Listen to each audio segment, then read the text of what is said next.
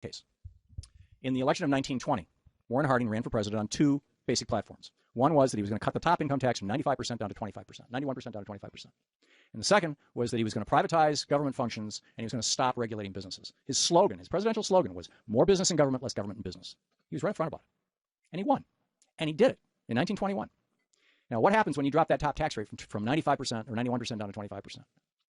Let me back up to another story that I started telling you earlier.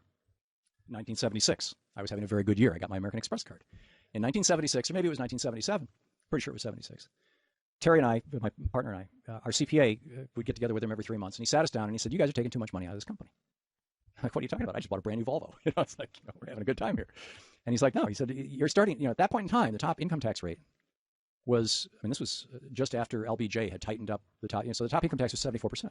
And he said, you're paying over 40% income taxes, and you're going to be pushing 50% this year, and that's a lot of money to be giving the federal government." He said, "You can take that money, but just do it a different way. Put the money back into the business, develop some new products, hire some new people, expand your advertising and marketing, and then wait a year or two as the business grows, and then sell it and take that money as capital gains. You still get the money, the business does better, your employees do better, and everybody's happy." And I thought, that's a pretty cool idea, and that's what we did, ultimately. In fact, Terry and I sold that business to our employees in 1978. Didn't work out quite as well as we'd hoped. We were in the herbal tea business, and Mo Siegel of Celestial Seasonings ate their lunch while we were gone. But in any case, that conversation was happening all over America. People, high net worth individuals, and that's about as close to that as I'd gotten, were being told, keep the money in. The average CEO was making 30 times what their workers were making. At the high end CEOs, and we were making nothing close to that. And it was because of that top tax rate. So what happens when that top tax rate of 74% gets dropped down to 20? Well, Reagan dropped it to 28%. Harding dropped it to 25%. What happens? Immediately, all kinds of hot money starts flowing into people's hands. Right? Instead of reinvesting in their business, instead of investing in their employees, instead of investing in new products, instead of building new factories and plants, they go, "Hey, I got some cash and I can gamble with it. Where can I get the best return on my investment? And I don't care if I lose half of it, because hell, I wouldn't have even had it if it wasn't for the tax cut. And so, derivatives, sure, let's try that." Right? And that's what happened. And that's what happened in 1921. It kicked off the Roaring '20s. And you had a real estate explosion to the point where real estate property values in some parts of this country were doubling every month.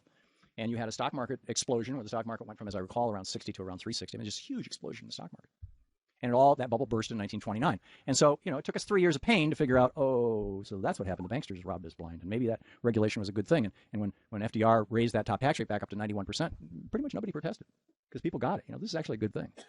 And let's re-regulate some of these banks. In fact, let's put Glass-Steagall into effect. The United States has never, from the George Washington administration to the FDR administration, had never gone more than 15 years without a major banking panic. From 1935 until 2008, not one. So, flash forward to now you've got the conservatives have created this infrastructure, this belief system that deregulation is a good thing, that government is a bad thing, as a defensive mode, as an attempt. I would say this is like the collision of good intentions on both sides, really, between conservatives and liberals. Not genuine villains here, but what stepped into this gap were the predators. The predators were able to go to say, "Oh, well, we can use this," just like they did in the 20s. And so you had Phil Gramm. Let me get to Phil in just a second. You had Ken Lay and Enron, and Ken's got 800 shell companies or something like that. He's got all these phony baloney companies that where he's hiding his losses so that he can keep his profits, and a couple of companies where he can skim big dividends off the top.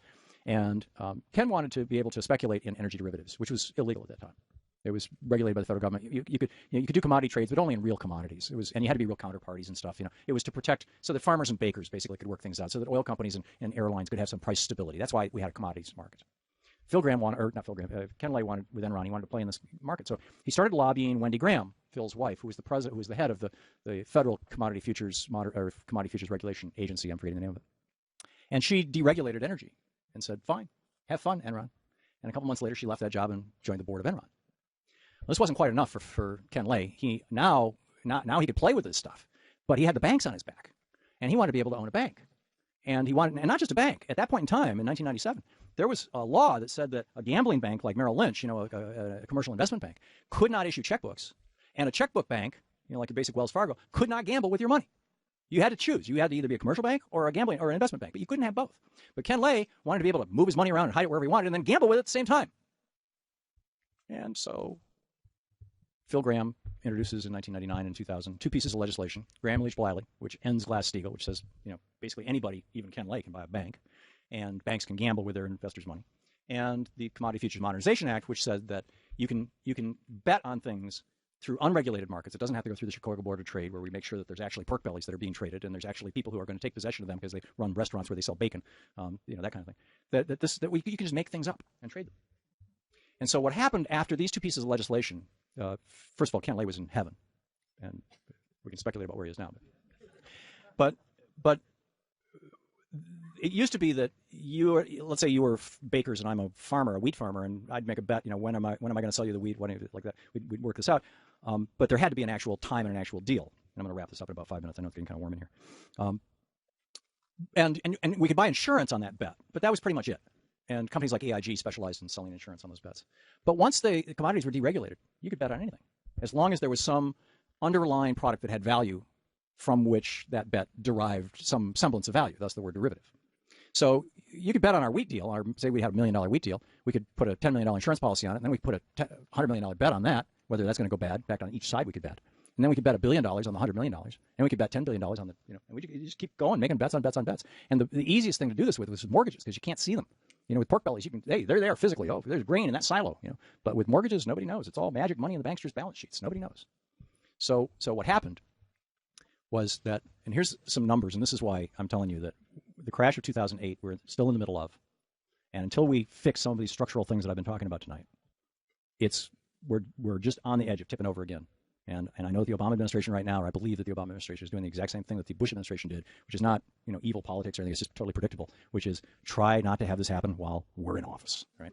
Try to hold it off until November of 2016, just like Bush tried to hold it off until November of 2008. Bush was not successful. Obama's got a double whammy, though. He's got an entire political party trying to bring this about as soon as they can. And Bush didn't. The Democrats were not trying to crash the economy. So anyhow, some numbers. The GDP of the United States is $15 trillion. This is all economic activity in the United States, all buying and selling, everything. The GDP of the entire planet is $65 trillion. The entire planet. Okay. Before Ken Lay came along, there were basically no derivatives. I mean, you had a couple $1 billion in the derivatives market, but it was no big deal. And a lot of it was a regulated market. It was a fairly transparent market.